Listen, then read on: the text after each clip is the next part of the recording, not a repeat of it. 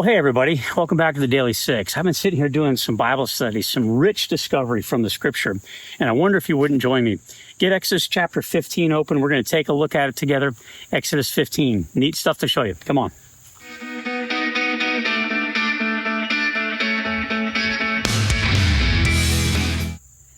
So for the last 2 days, we've been looking at the people of Israel and their initial journey into the desert. You'll remember from a couple of weeks ago, God delivered them from their bondage in Egypt, the slavery they were experiencing. And then God led them by the way of the desert road, because if they went the more direct route, the trade routes where there was good highways, they were going to run into a lot of military conflict with the Philistines who lived there. So God chose in his sovereignty to lead them through a more arid place where there weren't people, because it's dry, there's no resource, it's the desert, there's no food, no water. And they saw that as a hardship, though God had intended it for their protection. Now, you may remember on Monday, if you're hanging with us every day on the Daily Six, and I hope you are, that the first thing they encountered was the inability to find any water. And that when they finally did find an oasis, it was a little bitter, and God had to provide a miracle of healing of that water. And if you have Genesis 15, latter part of verse 25, that when God provided that supernatural healing of that water to give them something to drink out of a bitter, nasty, arid desert, here's what the scripture says, that there the Lord made a decree and a law for them, and there he tested them. Do you see that? He tested them. It's going to be important. Now, yesterday we looked at how God provided bread in the desert, this supernatural frosted flakes, we called them, where God provided. Well, now we're going to turn the corner and find water is once again a problem. Exodus 17, verse 1. The whole Israelite community set out from the desert of Sin, and they traveled from place to place as the Lord had commanded. They camped at Rephidim, but there was no water for the people to drink. So they quarreled with Moses and said, "Give us water to drink." And we've been saying all week long, it makes perfect sense. I would complain, I would grumble, I would quarrel, wouldn't you? I mean, there's nothing to drink out here. We're going to die, and they're struggling with this. But notice what Moses replies. "Why do you quarrel with me? Why do you put the Lord to the test?" Now, there's that word test again.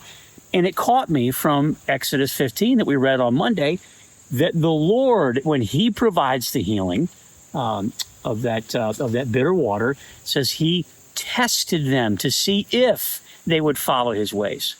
And here, when they're quarreling, going, "Hey, there is no water," it says Moses says, "You're putting the Lord to the test." So hang on to that word test, going to be important. Let's keep reading, see what happens. Moses cried out to the Lord.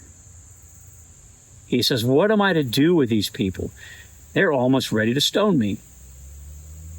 So the Lord answered Moses, "Walk on ahead of the people. Take with you some of the elders of Israel, and take in your hand the staff with which you struck the Nile, and go. And I will stand there before you by the rock at Horeb, and you are to strike the rock, and water will come out of it for the people to drink." So Moses did this in the sight of the elders of Israel, and he called the place Massah and Meribah. And those words mean testing and quarreling. He names the place for their testing and quarreling they've been doing, because the Israelites had quarreled, and look at this, because they tested the Lord, saying, "Is the Lord among us or not?" Friends, God put the people of Israel to the test, and then they, in turn, put God to the test.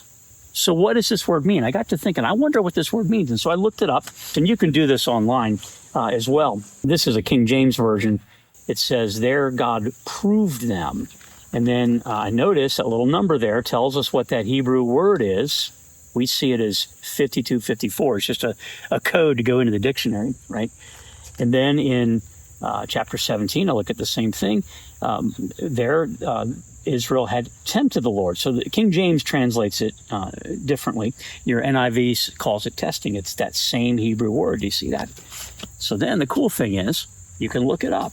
And again, you can do this online. I go to BibleHub.com, right, and they'll give you the text, and you can click on the various Hebrew words within that text, and you'll get the same definition. And you can scroll down and get a little bit of information, a little bit deeper about it. In my book, here's how it reads: this definition of this word testing. That in most places, this verb carries with it the idea of testing the quality of someone or something through a demonstration of stress. Do you see that? This idea of testing, it's not a pass-fail, it's not an ABC exam. This is putting to the test someone's quality by putting them under stress. God is exposing the quality of our hearts when he puts you and me to the test in difficult situations. When we're in a difficult situation and we begin to challenge God's character, God's quality, we're putting him to the test. Are you worthy? Can you give God 6 more minutes, friends, and can you contemplate, is there something about your character that the Lord wants to refine, wants to expose, wants to bring to the surface to see that your character can be improved, and so he puts you and me in a position of testing? And in your 6 minutes, can you ask the Lord to reveal to you that in your time of testing, in your time of trial, are you questioning his character, his quality? Are you putting his quality to the test to say, God, if you don't do it my way, I'm not sure I can trust you? It's a heavy one, isn't it? Can you give God 6 more minutes? Make that a prayer point.